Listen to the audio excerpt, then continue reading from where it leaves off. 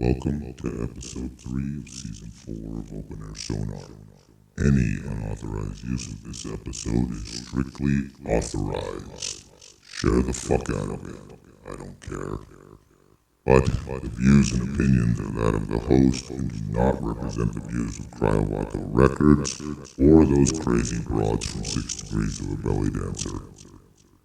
This program also contains strong language and is not intended for those under the age of 18. So thank you and enjoy the show.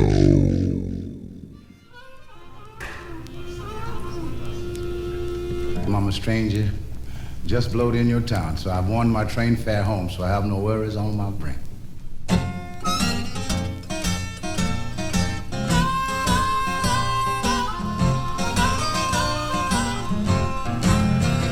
I'm a stranger, yeah, just blowed in your town. Oh, yes, I am. I'm a stranger, yeah, just blowed in your town. Kick it. Well, because I'm a stranger, everybody wants to dog me around. Well, I wonder why some people treat a stranger so. Oh, yes, I do. I wonder why some people treat a stranger so. Well, it may be your best friend that you will never know. Hello, my little worshippers of the plastic disc. Yes, it is me, Tony Sandoval, with another Knock Your Socks Off episode of Open Air Sonar and a little bit of advice for some of the younger collectors. I want to guarantee this hobby will cement you into the group who never gets laid. So think about that for a minute, people, while you throw your hard-earned money at, some record that you've been dying to get. But no, it's cool. I like to heckle the younger collectors. You guys got a long way to go. But, I do envy you a bit. You get to do it all over again. You get to see the shows. You get to get the signatures. You get to go to the thrift stores and dig through boxes and boxes of madness to find that one beautiful gem. So I do envy you guys. So, but and there's a lot of egos, really big egos in this hobby. But don't let that discourage you, because listen, you will get a chance to create your own giant ego yourself. So that's always fun to look forward to, okay? Alrighty. Let's get moving with the show, shall we? So the last couple of weeks, I did a complete reorganization of my singles collection. Cleaning, new sleeves, the whole 9 yards. And truth be told, I love 7-inch records. I really do. It's almost kind of like an infatuation, but so much so, in fact, that I own about 1,100 of them. So I'm going to go ahead and share some of my favorites that I pulled out of the collection, and maybe even share some of my rare white labels. Don't know what a white label is? Well, then stick around, and together we will learn a lot. So the first single I have for you is the 1969 cut of A Whiter Shade of Pale by Shorty Long. And you, my friends, are listening to Open Air Sonar.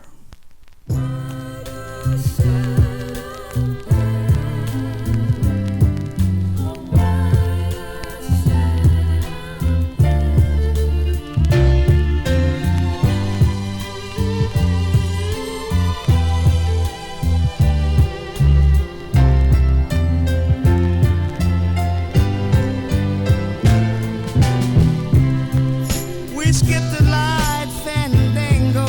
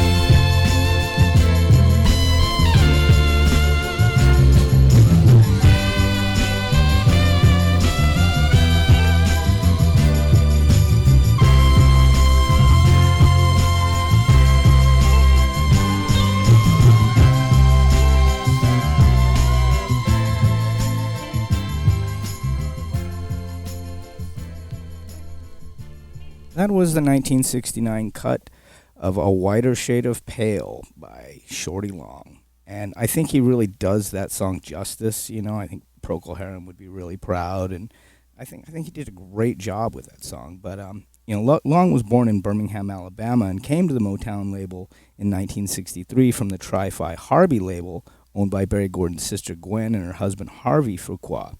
His first release, Devil with a Blue Dress On in '64, written with William Mickey Stevenson, was the first recorded issue on Motown's Soul label, and subsidiary designed for more blues-based artists such as Long.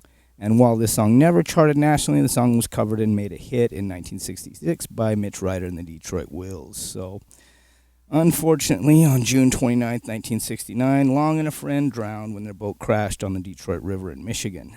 Stevie Wonder played the harmonica at his burial and placed it on his casket.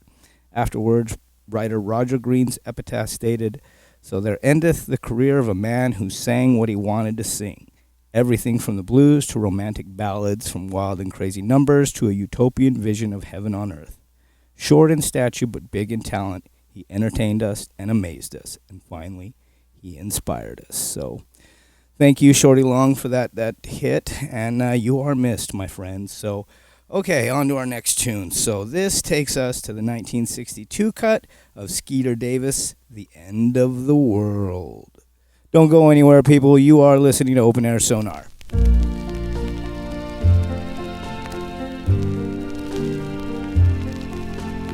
Why does the sun go on shining?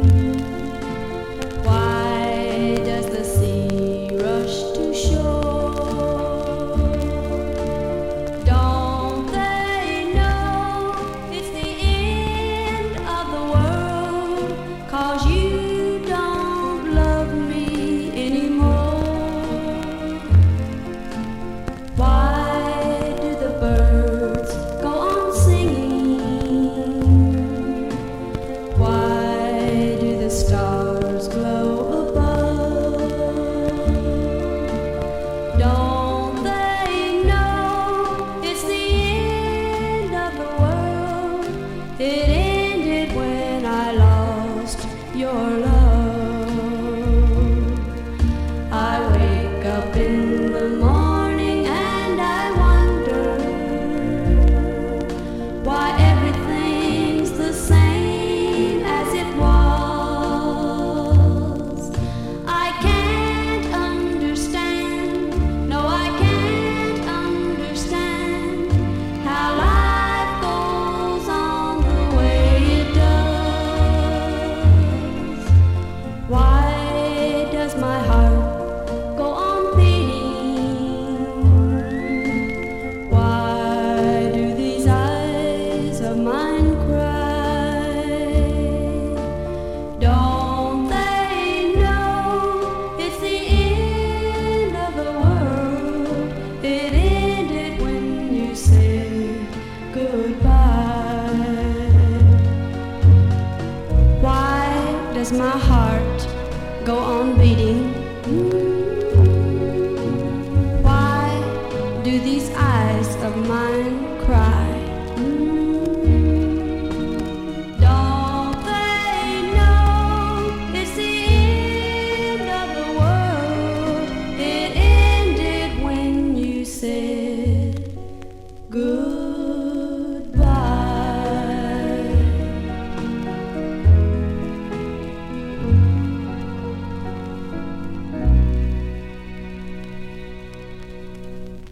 That was Skeeter Davis with "An End of the World" from 1962, and I apologize for the pops and the scratches. The record is 62 years old, and it still plays through. So, and I think it kind of gives a little something extra too, don't you? I mean, kind of takes you back to those old days of listening to music. But "The End of the World" is actually a sad song about the aftermath of a romantic breakup. Dee, the lyricist, said she drew on her sorrow from her father's death to set the mood for the song. Davis recorded her version with sound engineer Bill Porter on June 8, 1962, at the RCA studios in Nashville, produced by Chet Atkins, and featured Floyd Kramer. Released by RCA in December of '62, "The End of the World" peaked In March, is 63 at number 2 on the Billboard Hot 100. And, it's the first and today only time that a song cracked the top 10 on all 5 Billboard charts. So, in the Davis version, after she sings the whole song in the key of B flat major, the song modulates up by a half a step by the key of B, where Davis speaks the first 2 lines of the final stanza before singing the rest of the stanza, ending the song. So, thank you, Skeeter. That was a great tune, and we all love it. And we love you here at Open Air Sonar, wherever you may be. Our next single brings us to the Spencer Davis Group with their cut of High Time Baby. This is Open Air Sonar, people. Please don't go away.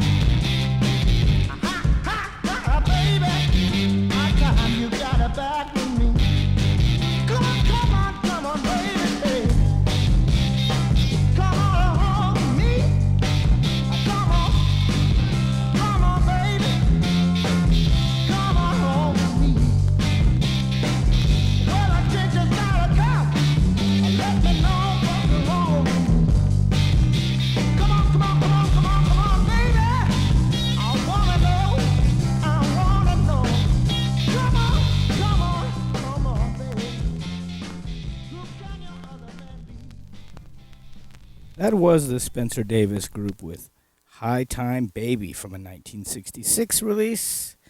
So the Spencer Davis Group was formed in 63 in Birmingham after the Welsh guitarist Spencer Davis encountered vocalist and organist Steve Winwood, then only 14 years old and still at school, and his bass-playing brother Muff Winwood. Performing at a pub, the Golden Eagle is the Muff Woody Jazz Band. He recruited them and Pete York on drums to form the Rhythm and Blues Quartet, which performed regularly in the city.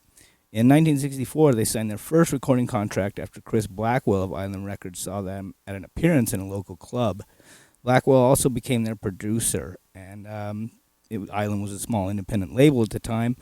And Muff Winwood came up with the band's name, reasoning Spencer was the only one who enjoyed doing interviews. So I pointed out that if we called it the Spencer Davis Group, the rest of us could stay in bed and let him do them. So thank you guys. And, as you know, Steve Winwood left in 67 to start another little band called Traffic. So who knows what the Spencer Davis Group would have become if they would have stayed together.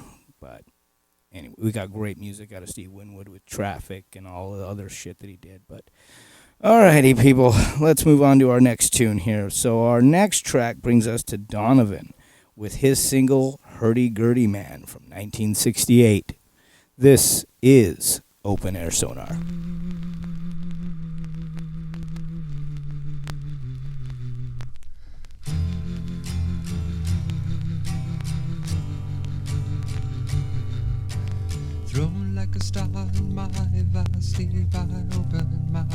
take a peep, to find that I was by the sea, gazing with tranquility. Just then when the hurdy-gurdy man came singing songs of love. Then when the hurdy-gurdy man came singing songs of love. Hurdy-gurdy, hurdy-gurdy, hurdy-gurdy, sang. Hurdy-gurdy, hurdy-gurdy, hurdy-gurdy, sang. Hurdy-gurdy, hurdy-gurdy, hurdy-gurdy, sang.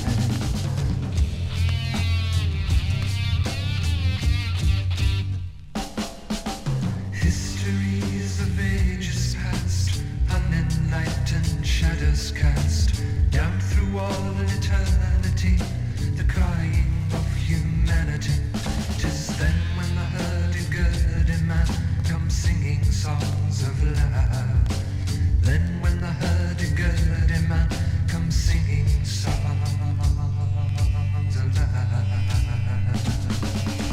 Hurdy-gurdy, hurdy-gurdy, hurdy-gurdy, sang. Hurdy-gurdy, hurdy-gurdy, hurdy-gurdy, hurdy-gurdy, hurdy-gurdy.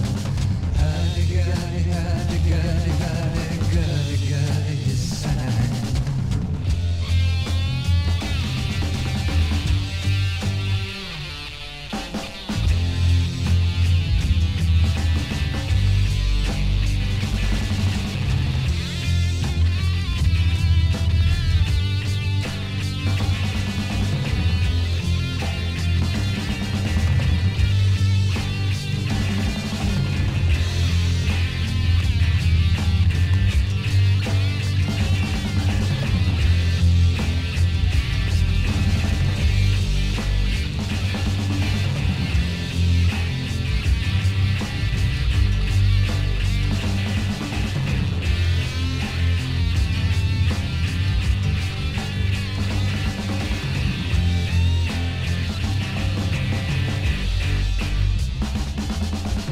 Hurdy-gurdy, hurdy-gurdy, hurdy-gurdy, sang.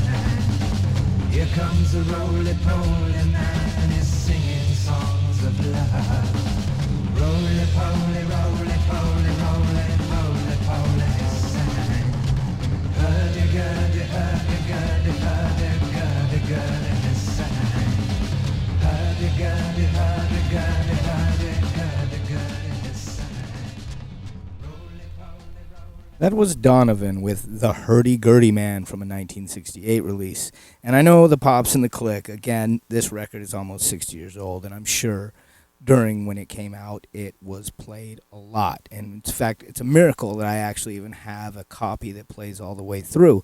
You know, these things were in jukeboxes and shit like that, and they would just sit there and play and play and play and play. And finally, somebody, got rid of the old jukebox, threw all the 45s in a box, and guess what? They wound up in my office. So, let's have some fun with it. That's what I say. But Donovan wrote and recorded much of The Hurdy-Gurdy Man in late 67, not long after recording the song that would form A Gift from a Flower to a Garden. The rest of The Hurdy-Gurdy Man was recorded in 68 after he visited Rishikesh in India to study transcendental meditation under Maharishi Mahesh Yogi, John Lennon, Cynthia Lennon, George Harrison, Pattie Boyd, Paul McCartney, Jane Asher, Ringo Starr, Mia Farrow, Prudence Farrow, and Mike Love were there as well. Harrison wrote a verse for Hurdy-Gurdy Man when they were in India, but it was cut from the studio version in order to ensure that the song was not overly long for a single. On his 73 live album, Live in Japan, Spring Tour 73, and his 1990 live album, Rising, Donovan explains the story and sings the previously omitted verses. The last verse of Hurdy-Gurdy Man, written by Harrison, is, "When the truth gets buried deep, beneath 1,000 years of sleep, time demands a turnaround, and once again the truth is found." Donovan's songwriting for Hurdy-Gurdy Man centered on drones, on such songs as Peregrine, The River Song, and Tangier, the latter two being composed by his friend Gypsy Dave, and pop music on most of the other tracks. As I recall it, continues Donovan's infatuation with jazz, Jennifer Juniper, and Hurdy-Gurdy Man were both released as singles and well before the album was released. The recording sessions for the album are reported to have included future Led Zeppelin members Jimmy Page, John Paul Jones, and Page was in the Yardbirds at the time and was actually looking to rebuild that band, but it didn't happen. But the album also credits John Bonham for percussion on the song Hurdy Gurdy Man and Clem Canatini as the drummers. So that's a great song, and I absolutely love that fucking album. That album is fucking great, and if you don't have it in your collection, you need it in your collection. The singles are a little bit harder to find, I'm sorry to say, but, you know, good luck. You got to go out there and dig, and if you find one, fucking A, man, you hit the jackpot. So, on that note, I think we're going to go ahead and take a break now, and who knows what the fuck is going to be played next, but I'm sure it will be good. Thank you for joining me on this special edition of Open Air Sonar, and please don't go far, people. This is only going to be about a 5-6 minute break, so come on back.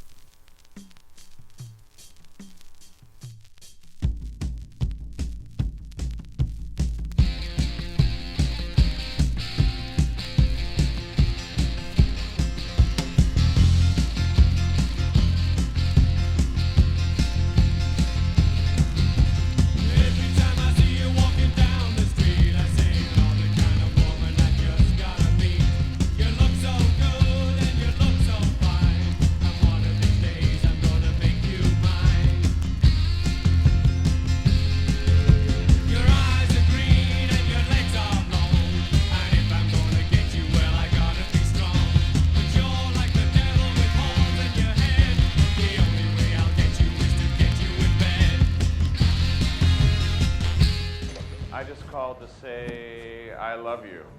Do you have it? Yeah, Great. we have it. Great. Can I have it then? No, you can't. Why not? Well, it's sentimental, tacky crap. That's why not. Do we look like the kind of store that sells I just called to say I love you? Go to the mall. What's your problem? Do you even know your daughter? There's no way she likes that song. Oh, is she in a coma? Oh, okay, buddy. I didn't know it was pick on the middle-aged square guy day. My apologies. I'll be on my way. Bye-bye. Fuck you.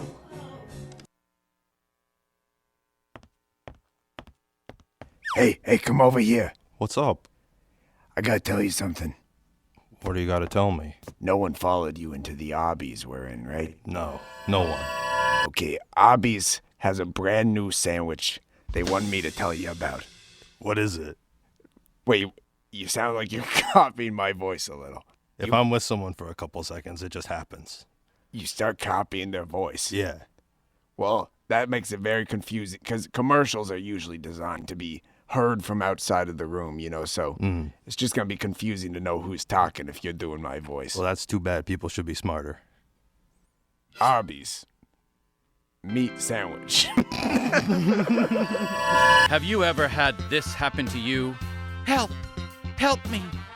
Help me! Help me, please! Help! Ow! Ow! Help me! Help me! Ow! Oh! Oh! Oh! Ow! Oh! Uh-oh! Uh-oh! Oh! Uh-oh! Well, never again, because now we have the brand new this. Okay. Okay. Well, now I can kind of see, and that's what you'll see when you buy this for yourself, and you can never have to deal with this. Okay. Whoa, hold on. Wait a second, get out of here. Ever again. Tonight on The Corpulent Gentleman. I do not recall being at the scene of that accident.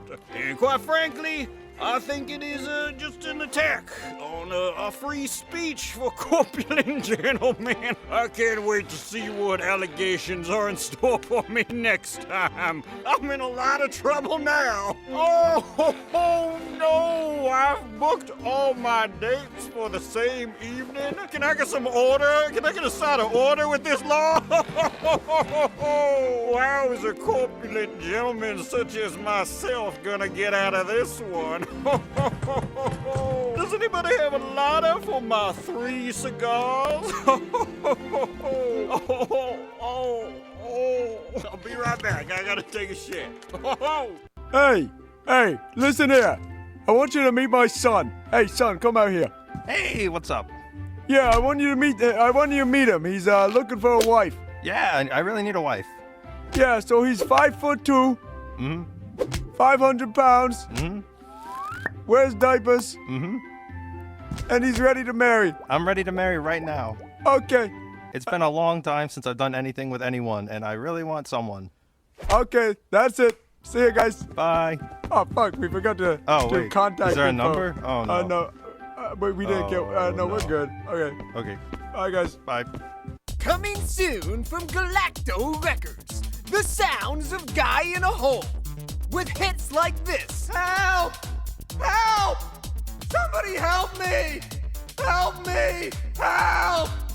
Help! Including classics like Why Me? Why? Why me?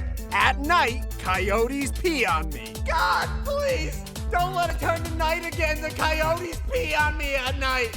It's just coyote piss down here. And who could forget this one? Why are you recording me? Get me out! I'm still in a hole! I own this store called Championship Vinyl. It's located in a neighborhood that attracts the bare minimum of window shoppers. I get by because the people make a special effort to shop here. Mostly young men who spend all their time looking for deleted Smith singles and original, not re-released underline, Frank Zappa albums. Fetish properties are not unlike porn. I'd feel guilty taking their money if I wasn't, well, kind of one of them.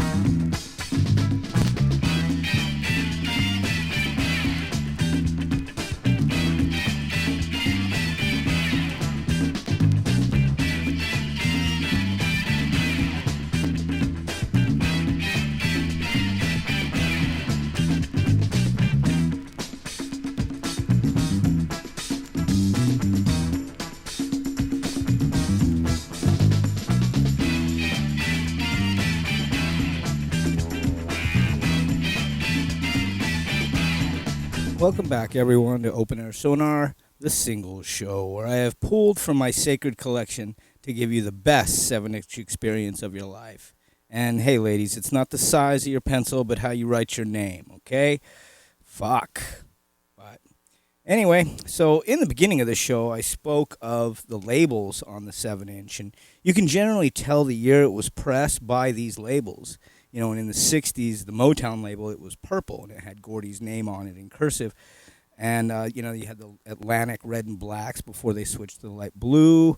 And, you know, it wasn't until the 70s till Motown actually changed their name to the Detroit Map label, which is fairly the more well-known one. But, and now when it comes to the white labels. So these are your promo copies for radio stations, for press, and generally they were pretty much the first ones to come off of the press. So, you know, those ones are a little bit harder to find, and I do look for those like crazy. I have some, but they are under glass.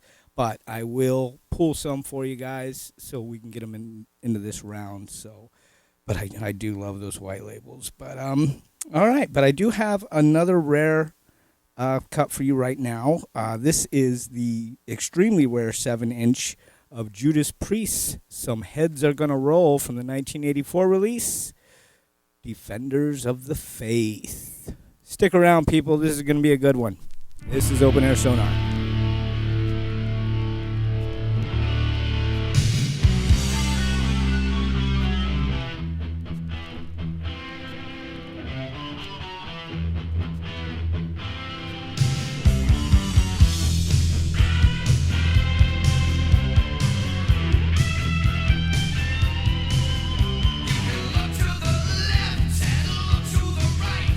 But you will live in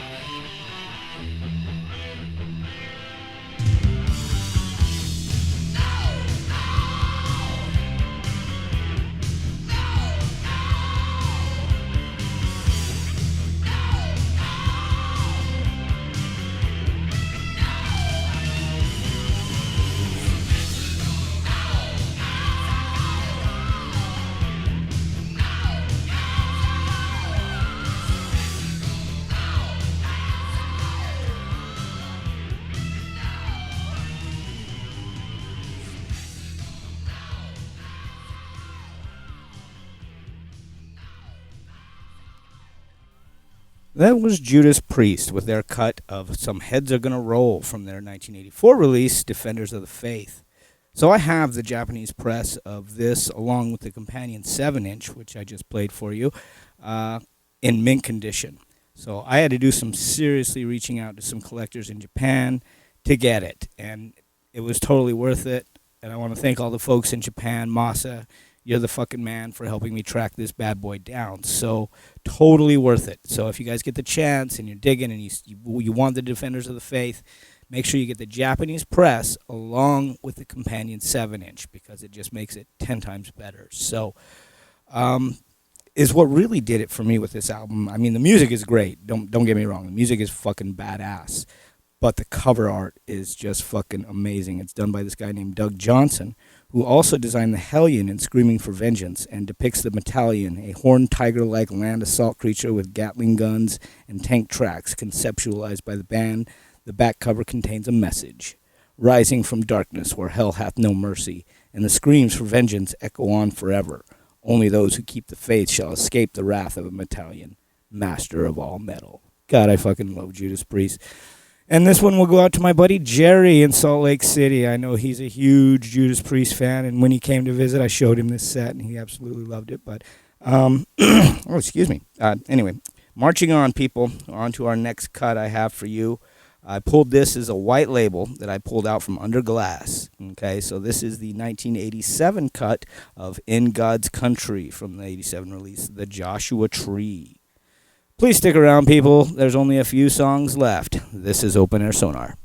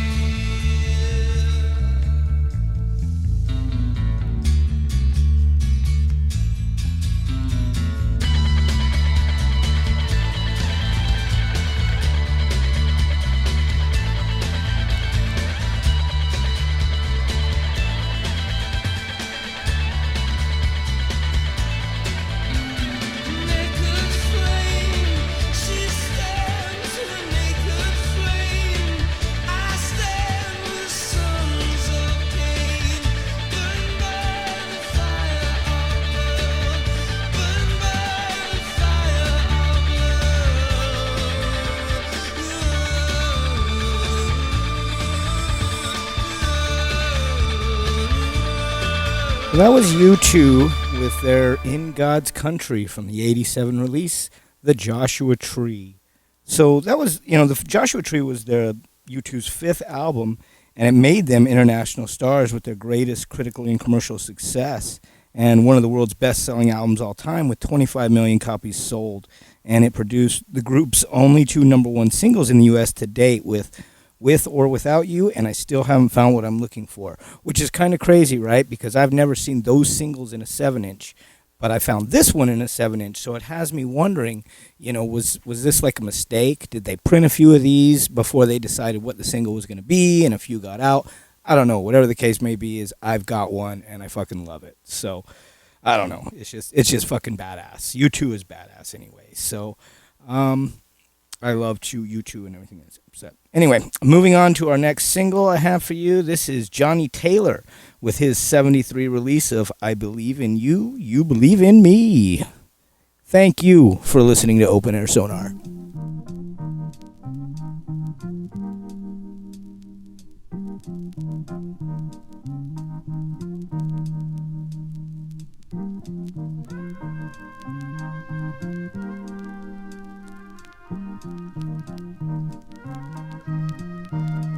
I feel sorry. I feel sorry. I feel sorry. Oh, I feel sorry. I feel sorry for any man out there when he can't look around and say, "This is my woman. This is my woman alone."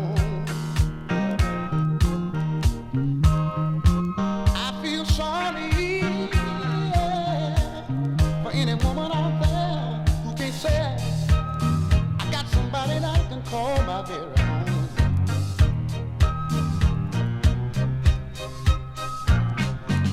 One thing I can say about the people of the world today, they see you with a good thing, they want to take it away. But I believe in you. You believe in me too, yeah. Even your best friend sly remarks trying to put you down. I believe you believe in me too. Listen, people are talking, trying to pull us apart, sticking pins and needles in both of our hearts. Our love is together, don't care about the storm and weather. I believe.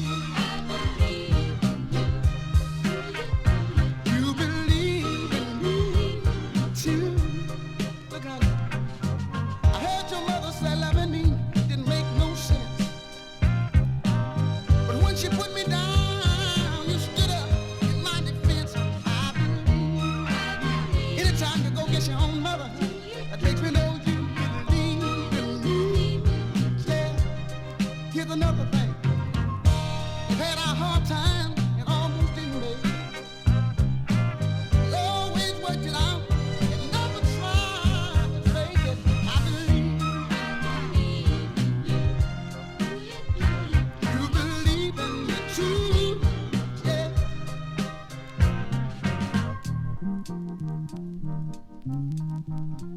I believe. That's why every time I get a chance, I tell you, honey, how much I love you, love you, love you, love you, love you, love you, love you, love you. And most of all, how much I trust you. The reason why I trust you, baby, is because of one thing. I can lean on you, yeah, baby, and you can lean on me too. One more thing I want to say. I believe, honey, please, let me believe in you. I know a lot of folk out there wish they had somebody that they could believe in.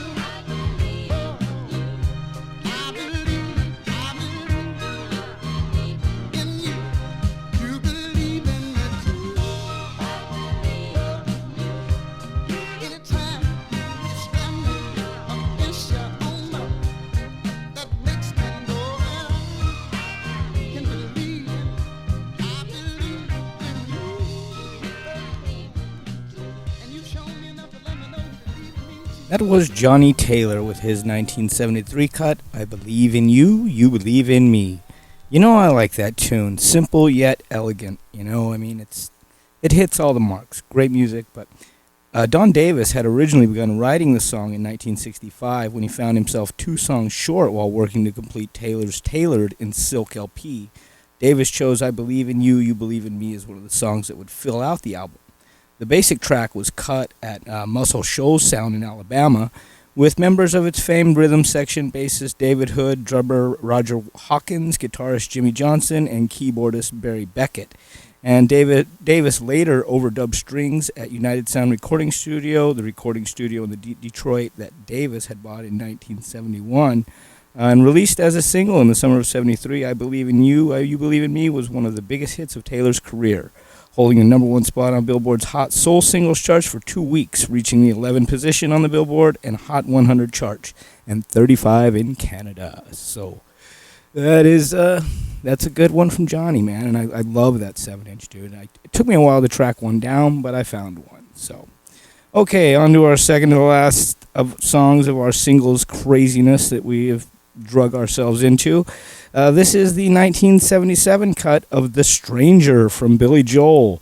And again, thank you for listening to Open Air Sonar.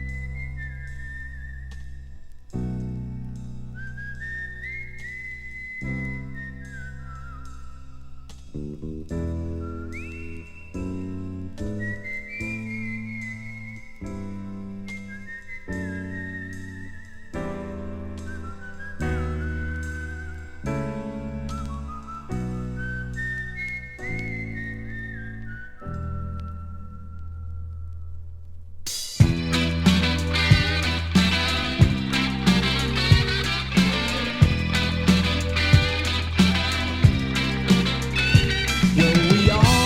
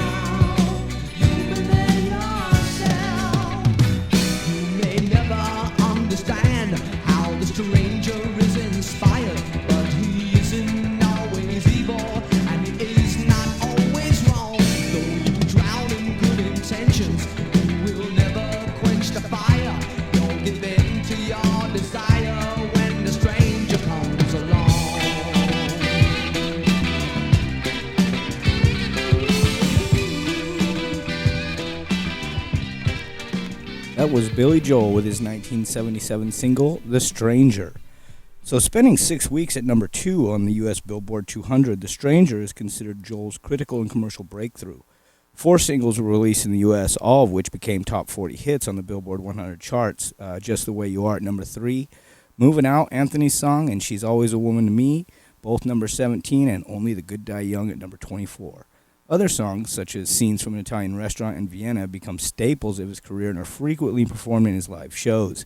The album won 2 awards at the 1978 Grammy Awards, Record of the Year and Song of the Year for Just the Way You Are. It remains his best-selling non-compilation album to date and surpassed Simon & Garfunkel's Bridge Over Troubled Water to become Columbia's best-selling album release, with more than 10 million units sold worldwide. Rolling Stone later named it one of the top 500 greatest albums of all time, and in 2008, The Stranger was inducted in the Grammy Hall of Fame. You know, I don't really look it, but for some reason, I'm a huge fucking Billy Joel fan, kind of one of those guilty pleasures, I guess, or the fact that he is a great singer-songwriter and a musician to boot, so he's a great guy, and thank you, Billy, for that one. So, okay, kids, what have we learned? Useless fucking information that nobody ever needs to know. But no, listen, I love this hobby, and I feel it gives me purpose. I understand it. It makes sense to me. And I know it seems kind of odd that I sit in this little room all day and, well, at least when I'm not at work, totaling through records and listening to music, but it brings me peace and it brings me joy to be able to share this stuff with you, this music that I've collected. And, it feels safe to me.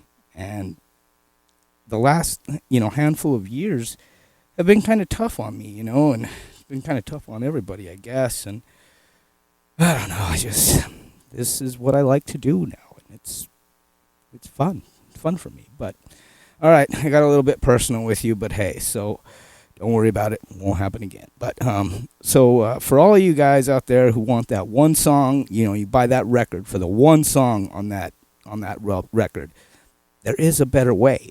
It might not always be the cheapest way, because there are some 7 inches that are worth thousands and thousands of dollars, but it's a better way. So not necessarily cheaper, but better. So I want to thank you all for coming along on this small tour of my singles collection. I gave you a 0.0001% of the whole collection, but they're some of my favorites, and it's fucking great. But I'm going to go ahead and leave you now with a song that only my buddy Andy can figure out. I'm sure you guys will like it too, but it is what it is. So this is Tony telling you to be kind, be just, and be you, and to never wash your hands in the urinal. Bye-bye.